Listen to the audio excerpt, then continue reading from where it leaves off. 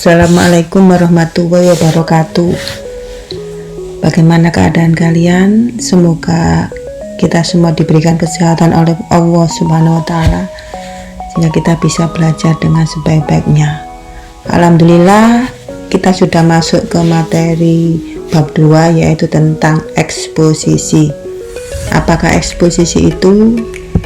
Di sini sudah ada bahwa eksposisi adalah teks yang menjelaskan sesuatu atau memberikan informasi dengan disertai bukti-bukti yang mendukung. Jadi dalam teks eksposisi harus ada bukti yang mendukung. Apa saja buktinya?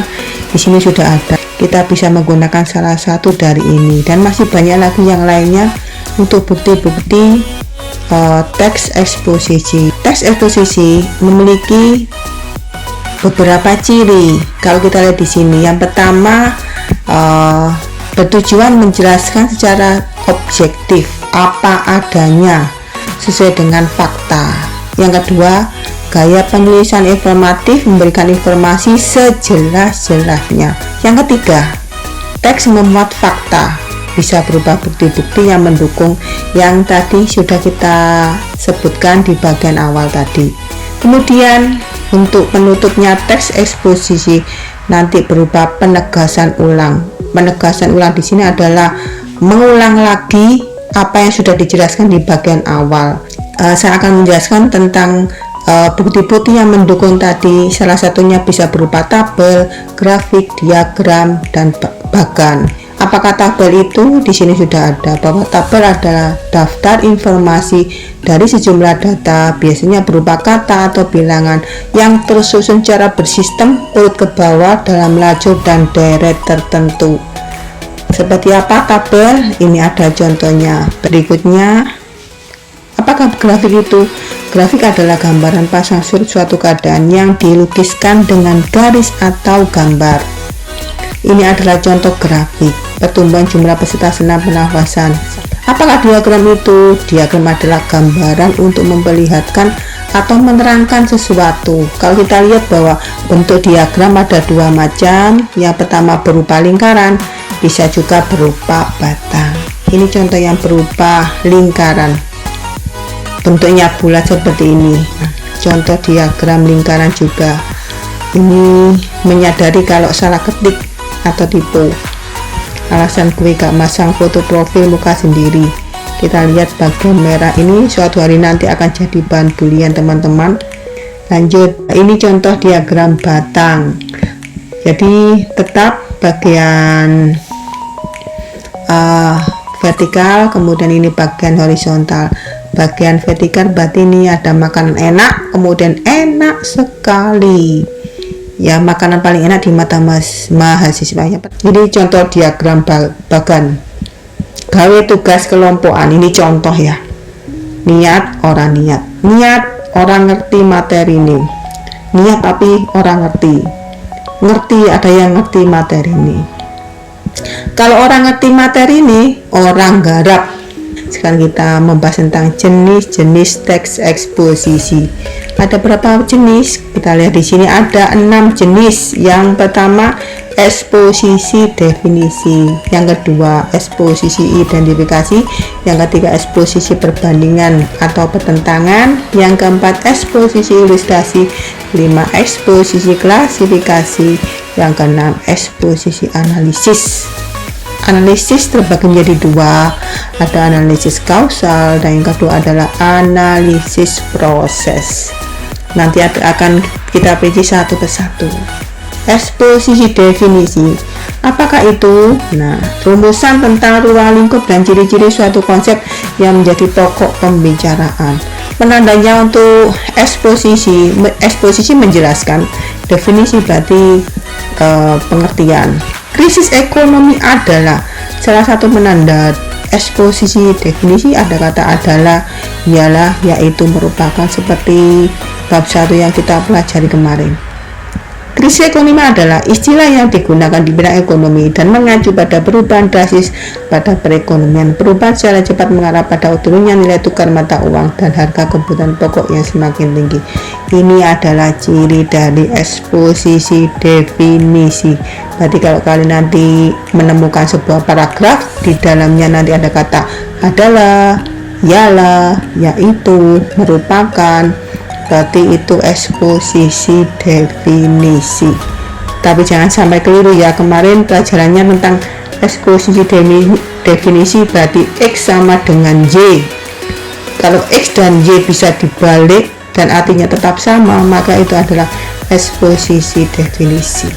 Eksposisi yang kedua yaitu eksposisi identifikasi. Yang dimaksud dengan eksposisi identifikasi adalah suatu pernyataan yang berusaha menyebutkan ciri-ciri mengenai suatu objek. Berarti nanti dalam sebuah paragraf ini kalimat-kalimatnya harus mengandung ciri-ciri. Ini contohnya adalah tentang krisis ekonomi global ditandai dengan.